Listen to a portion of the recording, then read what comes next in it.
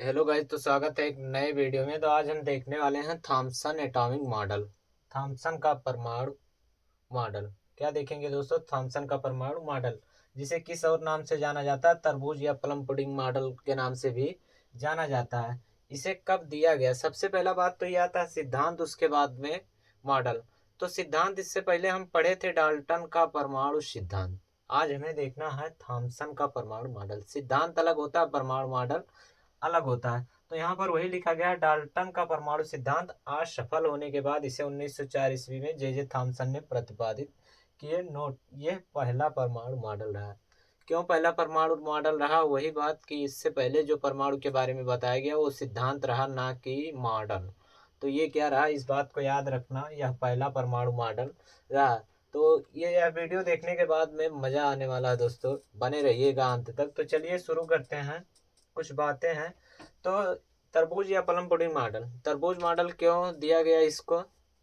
इसे तरबूज मॉडल क्यों कहा गया? क्योंकि थॉमसन ने बात ही वही बताया था कि जो हमारा एटम होता है, परमाणु होता है, वो तरबूज के आकार का होता है। तरबूज देखे होंगे, उसकी संरचना, उसमें लाल गूदे का होना, उसमें बीज काले काले धसे रहना, ये सभी हमारे क्या हैं?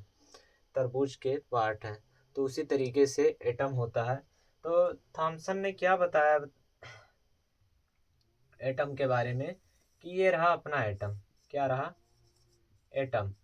एटम किसके आकार का है? तरबूज के आकार का।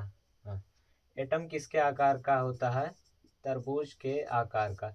जिस तरीके से तरबूज होता है उस तरीके से एटम भी होता है। तो एटम में उन्होंने क्या क्या देखकर बताया, किस आधार पर कहा दोस्तों कि जो हमारा होता है एटम, वो तरबूज के आकार का होता है? तो सबसे पहला बात उन्होंने क्या बताया था कि जो अपना इलेक्ट्रॉन होता है, क्या होता है? इलेक्ट्रॉन। नाम सुने होंगे, एटम में पाया जाता है इलेक्ट्रॉन, प्रोटॉन, न्यूट्रॉन। तो जो इलेक्ट्रॉन होता है दोस्तों, वो क्या रहता है? तरबूज में धसा रहता है। तरबूज का जो लाल वाला भाग होता है उसमें क्या रहता है? धसा रहता है। जिस तरीके से तरबूज में तरबूज के बीज धसे रहते हैं, जो एटम है वो परमाणु में उसी तरीके से धसा रहता है। जैसे यहाँ पर दिखाया गया, ये अपना रहा तरबूज। ये वाला जो भाग छूटा है वो क्या है? रेड पार्ट है। रेड पार्ट जिसे हम खाते हैं, वो अपना क्या रहा? Red part. और ये जो काला काला बिंदी दिखाई दे रहा है वो बीज दिखाई दे रहा।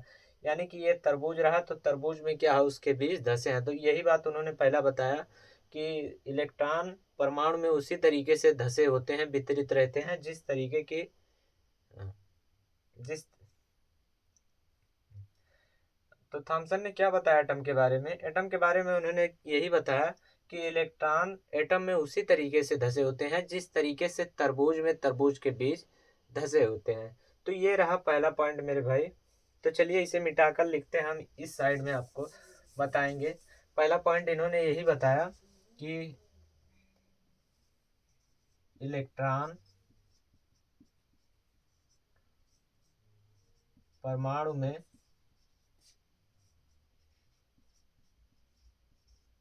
ठीक उसी प्रकार धसे होते हैं, ठीक उसी प्रकार से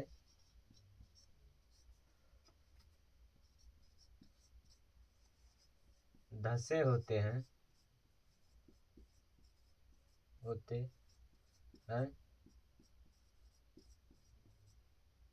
जिस प्रकार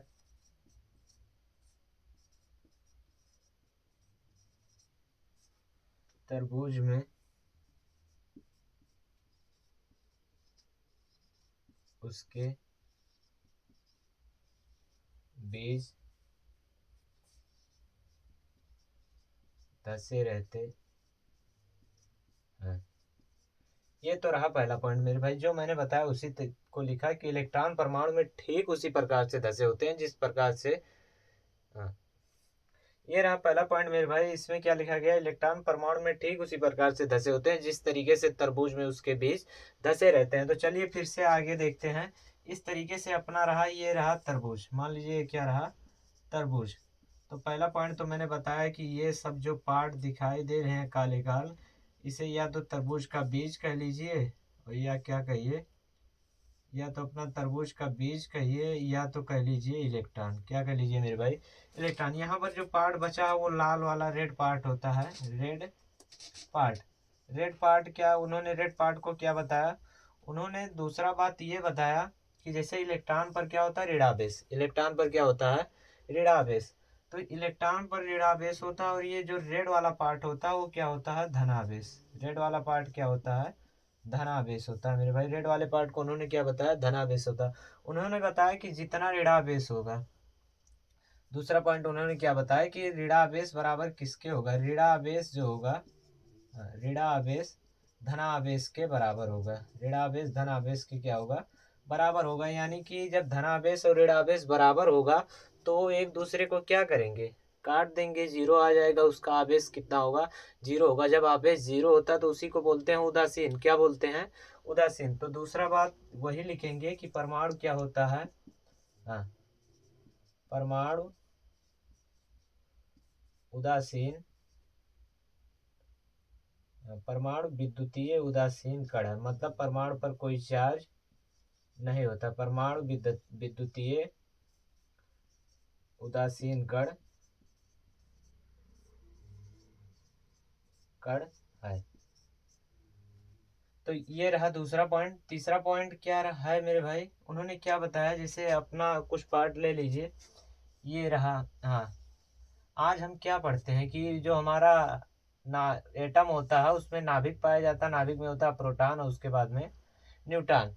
जो एटम का पूरा द्रव्यमान होता है, मास, वो कहाँ पर केंद्रित रहता है, नाभिक में। कहाँ पर केंद्रित रहता है, नाभिक में। लेकिन ऐसा इन्होंने कुछ नहीं बताया था। इन्होंने क्या बताया था कि जो एटम का द्रव्यमान होता है, मास होता है, वो पूरे भाग में एक समान रूप से वितरित रहता है। एक समान रूप से क्या रहता है, वितरित रहता है। मतलब इस तरीके से अगर अपना वाटरमेलन के जैसा उन्होंने बताया था, तो इस तरीके से मान लीजिए क्या अपना रहा, ये एटम रहा। तो एटम का कोई भी बराबर हिस्सा काट लिया जाए। यहाँ से क्या किया जाए, मान लो 1 सेंटीमीटर लंबाई और 1 सेंटीमीटर चौड़ाई वाला क्या किया गया, काटा गया। 1 सेंटीमीटर लंबाई, 1 सेंटीमीटर चौड़ाई, 1 सेंटीमीटर ऊंचाई का कोई पार्ट क्या किया गया, काट लिया गया। इसका कितना आया, 10 ग्राम। कितना आया।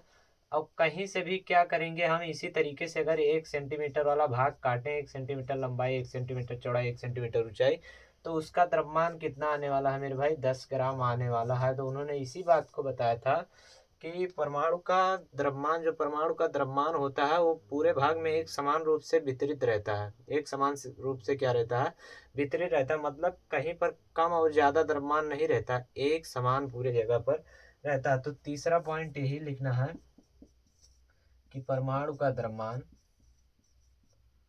परमाणु का द्रव्यमान सभी जगह पर, परमाणु का द्रव्यमान परमाणु में सभी जगह पर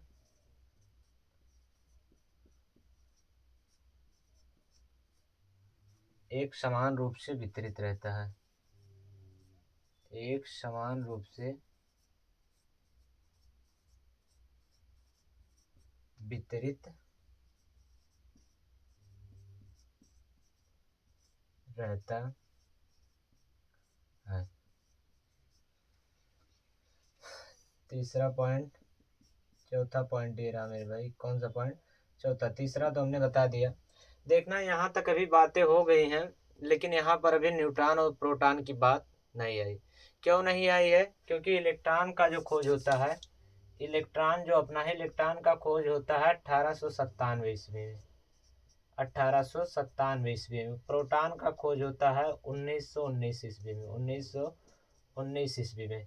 और न्यूट्रॉन का खोज होता है 1932 ईस्वी में।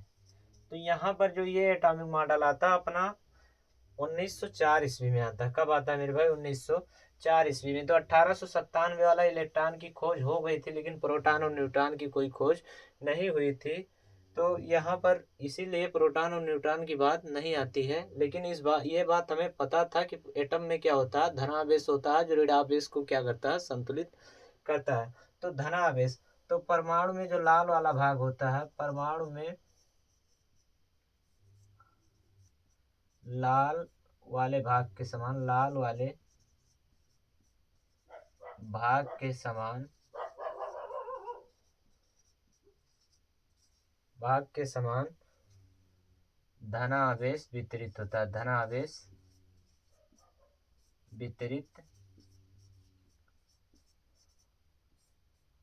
रहता है। तो ये रहा दोस्तों थॉमसन का एटॉमिक मॉडल। उम्मीद है आपको समझ में आया होगा। अगर आपको समझ में आया हो तो हमारी वीडियो को लाइक करें और चैनल को सब्सक्राइब करे बिना न जाएं। मिलेंगे अपने एक नए शानदार वीडियो में, तब तक के लिए जय हिंद, वंदे मातरम।